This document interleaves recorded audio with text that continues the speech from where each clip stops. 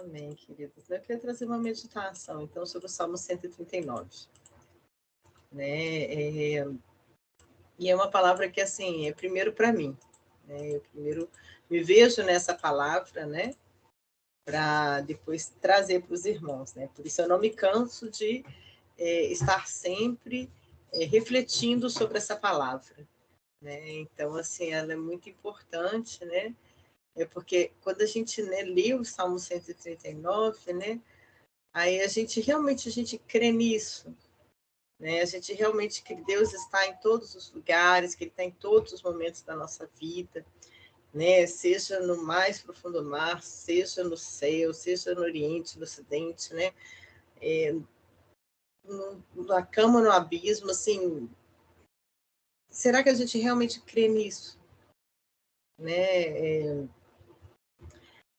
E porque essa é uma crença muito forte, né? Para a gente, ela influencia, né, o nosso modo de viver, né? A gente saber que Deus está, né? Isso é muito importante para a gente, né? E o quanto que, de fato, isso realmente, assim, essa consciência, né? Nós temos essa certeza, né, de que Deus está.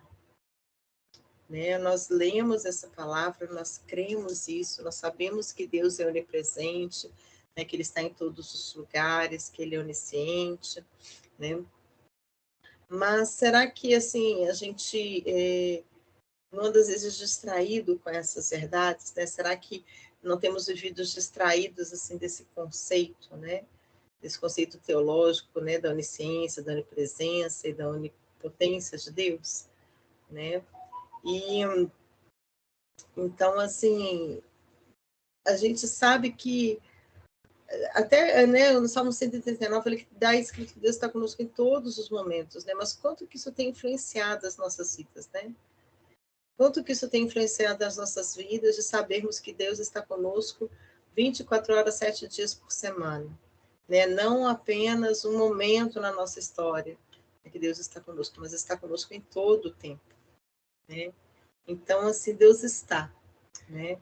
E nós cremos em um Deus onipresente, né? Mas, assim, como que isso tem influenciado, né, a nossa vida? Como que isso tem influenciado o nosso tempo com Deus? Como que isso tem influenciado o nosso relacionamento com o Pai? Como que isso tem influenciado a nossa espiritualidade, né? E o Salmo 139, ele nos traz, né, esse testemunho, né, de Davi, que em meio aos seus conflitos, né, ele encontra um Deus presente em todos os momentos, né? Então, que existe ali algo assim muito profundo para ser vivido, né? Com a plena consciência de que Deus está e com tudo que isso acarreta, né? Com todas as consequências dessa presença, né? Então, assim, se a gente for pensar numa motivação que levou o salmista a fazer essa reflexão, né? Os estudiosos, eles dizem que esse contexto, né, ele foi o contexto que levou o salmista, né, nesse salmo, nos versículos de 19 a 22. Né? Vamos ler lá o Salmo 139, no versículo, né, 19 a 22.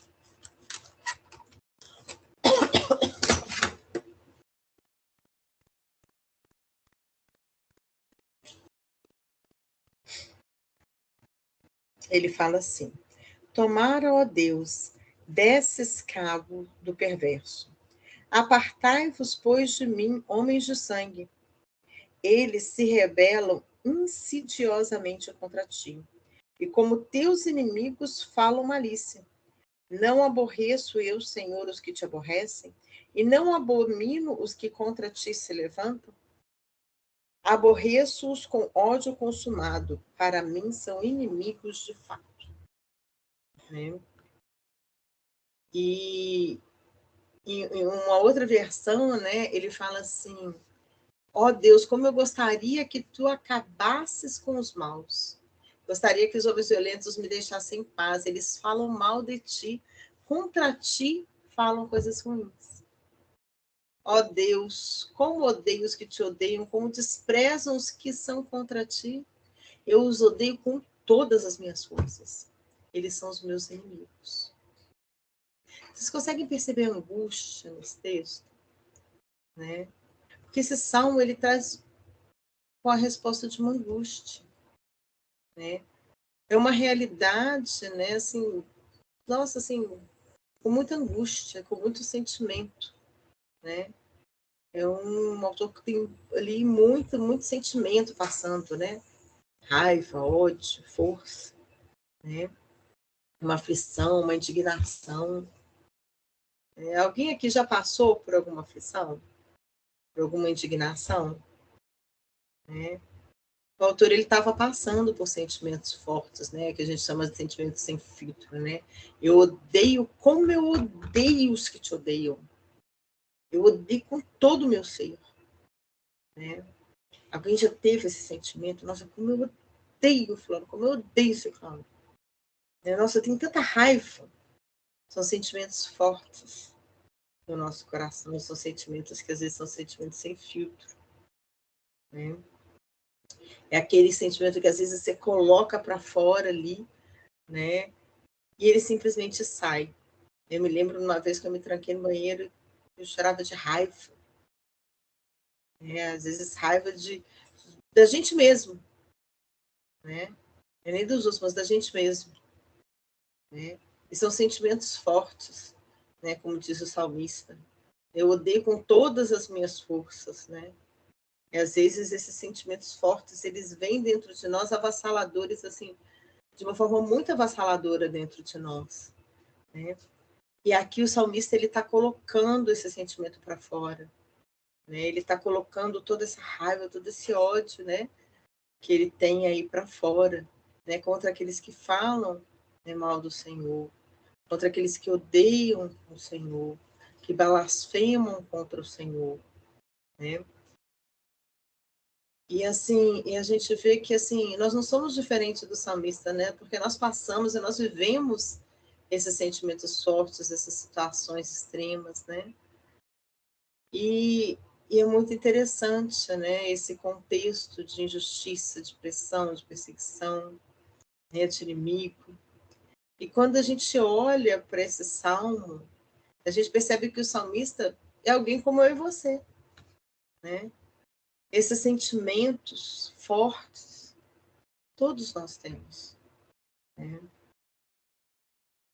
E nós vivemos esses sentimentos fortes, né? E a gente precisa colocar para fora, né? Esses sentimentos fora. E depois ele diz assim: cuida de mim, me disse, há em mim algum caminho mau. Ele mesmo reconhece esses sentimentos, né? O que ele precisa pôr para fora.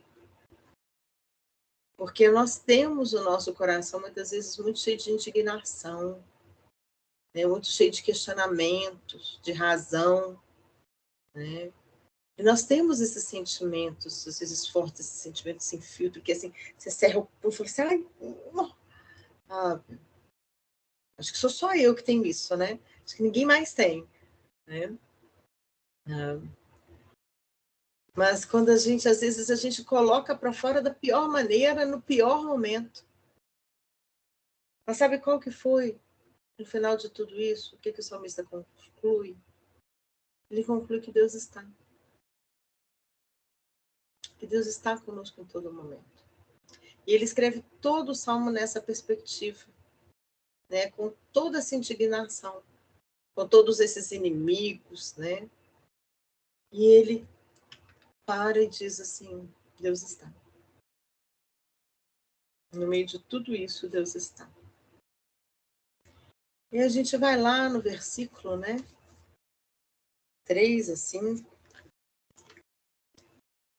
Ele fala assim: esquadrinhas o meu andar e o meu deitar, e conhece todos os meus caminhos. E ele vai no versículo 5: tu me cercas por detrás e por diante, e sobre mim pões a tua mão. Né? A tua versão, e me proteges, né?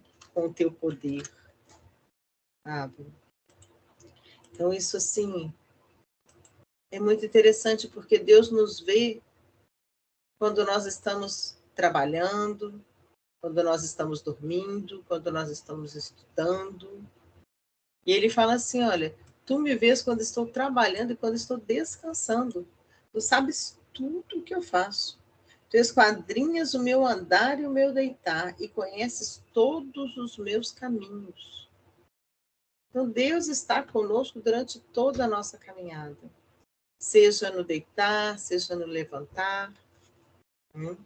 Deus está conosco enquanto a gente está descansando. Porque é interessante, né? Porque não é um botão delete que a gente vai dormir e chega lá e clica e fala assim, não, agora Deus, agora estou só descansando, o Senhor não está aqui não. Mas às vezes a gente acorda de um pesadelo e é Deus que está ali ao nosso lado, que acalma o nosso coração no meio da noite. E assim, Deus está conosco, né? No nosso andar, no nosso deitar, em todos os momentos da nossa vida. E no meio de tudo isso, Deus está incondicionalmente. Né? Não depende da gente fazer alguma coisa para Ele. Deus está conosco independente, né, da nossa rebeldia. Né? O versículo 7, ele fala assim, para onde me ausentarei do teu espírito? Para onde fugirei da tua face? Deus está conosco independente dos nossos descaminhos, né? Os versículos 8, 9 e 10. Porque se subo aos céus, lá estás. Se eu faço a minha cama no mais profundo abismo, lá também estás. Se eu tomo as asas da alvorada e me detenho nos confins dos mares, ainda lá me haverá de guiar a tua mão, e a tua destra me susterá. Então, o Senhor está conosco em todos os momentos. E Ele está conosco incondicionalmente. Independente da nossa rebeldia, dos nossos descaminhos, né? Quando eu faço coisas que não agradam ao Senhor, independente da nossa realidade, de cada um, né? E a gente saber que se eu tomar essa decisão, o Senhor está. Se eu estiver fazendo algo lícito, o Senhor está lá também. Porque a presença dele ela é incondicional, ela independe de mim. E ela independe da minha vergonha, da sua vergonha. Como diz o versículo 11 e 12, se eu digo as trevas, com efeito me encobrirão, e a luz ao redor de mim se fará noite. Até as próprias trevas não te serão escuras. As trevas e a luz são a mesma coisa. Eu não consigo me esconder de Deus na minha vida. Né? A criança, quando ela faz alguma coisa errada, ela põe a mãozinha na cara, né? Ela puxa coberta e tudo. Mas a gente não tem como esconder. Eu lembro que ontem, de manhã com as crianças, né, a professora da escola dominical falou assim, a câmara de Jesus, a gente não tem como esconder da câmara de Jesus. Eu falei assim, gente, sabe, é uma boa ideia a gente fazer um cartaz com uma câmara, né, e colocar assim, a câmara de Jesus, né? A gente não tem como se esconder da câmara de Jesus na nossa vida. E isso é fato, né? Então, independente da nossa rebeldia, dos nossos seus caminhos, da nossa vergonha, Deus está, né? E Ele está ali no versículo 5, tu me cerca por detrás e por diante, sobre mim pões a tua mão. E no versículo 10 ele fala assim, ainda lá me haverá de guiar a tua mão e a tua destra me susterá. E aqui ele fala assim, olha, tu estás em volta de mim por todos os lados e me proteges com teu poder. O Senhor está ali para me proteger. Né? E fala assim, ainda ali a tua mão me guia e ali tu me ajudas. Ele está ali para me guiar. Né? Essa semana a gente conversando, né? Quando você olha no casamento, o que a mulher espera de um homem? Direção, proteção e provisão. E é o que o Senhor dá. Ele nos dá a direção, né? Através da sua palavra, nos guia, né? Fala assim, a tua mão me guia. Ainda ali tu me ajudas. Ele nos dá proteção, ele está conosco em todos os momentos para nos proteger. Né? Ele está em nossa volta, ele está sempre presente, né? Ali com poder, com graça, para nos dar, como diz, tudo aquilo que nós necessitamos, né? Em sua riqueza e glória. Né? Mas Deus, ele também está presente em nossas vidas para esquadrinhar os nossos corações e nos ajudar a nos enxergarmos, né? Porque Deus está revelando aqui quem nós somos. Porque ninguém me conhece mais do que Deus, né? Às vezes nem eu mesma me conheço. Quando vem esses sentimentos fortes, né? Essa coisa assim, né? Que você assim, ah, chora até a alma.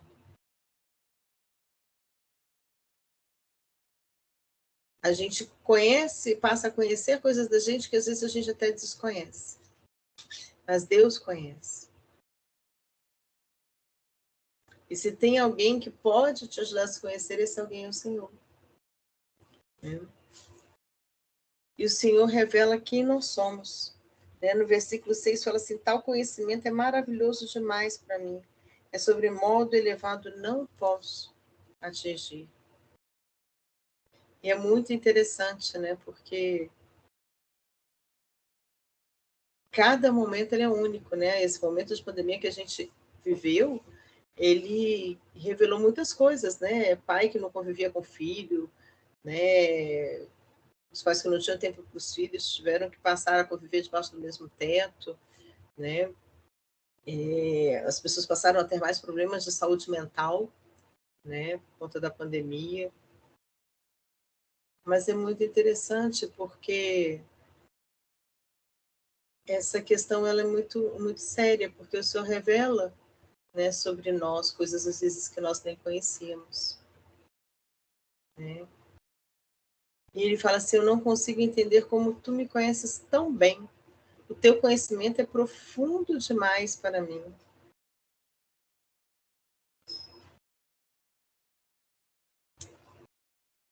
E Deus está.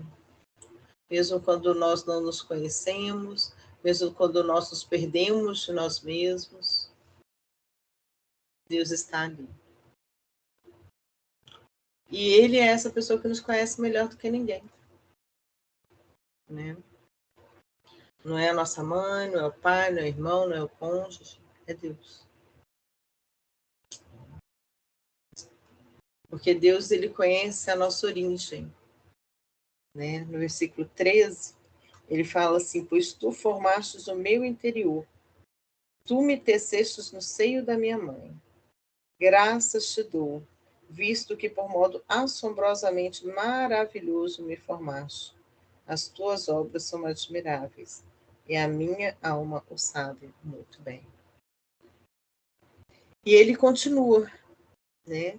Os meus ossos não te foram encobertos, quando no oculto fui formado e entretecido como nas profundezas da terra. Os teus olhos me viram a substância ainda informe, e no teu livro foram escritos todos os meus dias, cada um deles escrito e determinado, quando nenhum deles havia ainda. Então, o Senhor nos conhece desde o ventre da nossa mãe. E foi o Senhor quem nos formou, né? Então, tudo isso que nós passamos, tudo isso que nós vivemos, o Senhor conhece. Todos esses sentimentos que nós temos, pensamentos, desde a nossa criação, desde o ventre da nossa mãe, o Senhor conhece. Porque foi Ele quem formou, foi Ele quem gerou a vida, né? Ele conhece toda a nossa história, a nossa família, independente de sangue, de igreja, de ser de família de coração, né? Deus sabe quem nós somos. Ele conhece a nossa origem. E se nos perdemos de nós, Deus é aquele que pode nos levar de volta a nós mesmos, né? De volta ao Pai. Isso às vezes dá um medo. E aí ele vem aqui e justamente inicia o salmo e fala assim: Senhor, tu me sondas e me conheces. Sabes quando me assento e quando me levanto. De longe penetras os meus pensamentos. E no versículo 4, ainda a palavra não me chegou à língua e tu já a conheces. Muito bem. O Senhor conhece toda a nossa vida, né? 24%.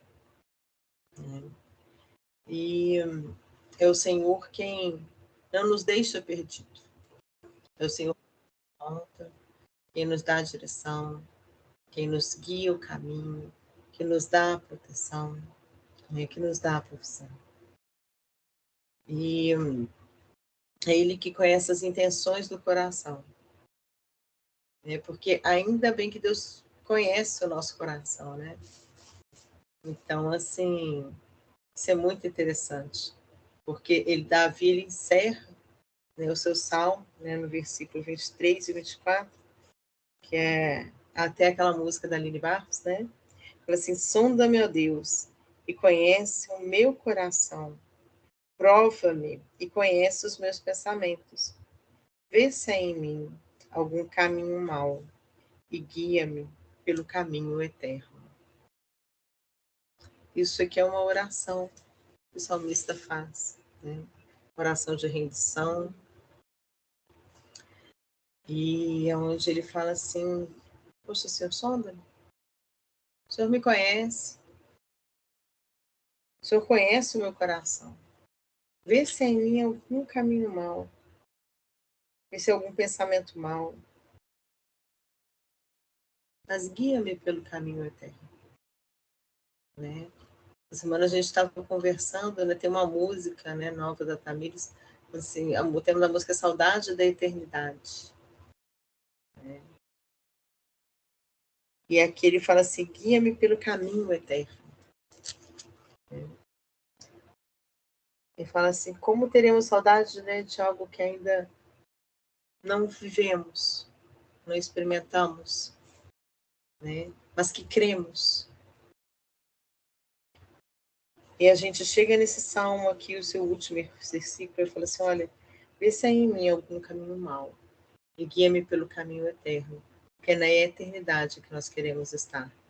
É na eternidade que nós devemos mirar. É na eternidade que deve ser a nossa direção. Amém?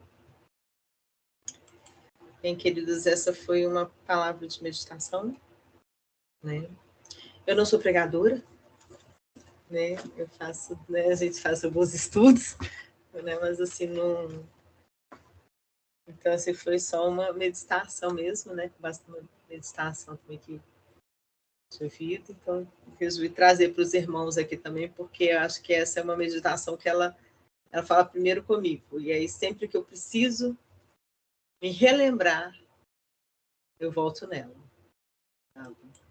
Volto nesse salmo, porque ele é muito importante. Então, era essa mensagem que eu queria trazer para os irmãos. Amém?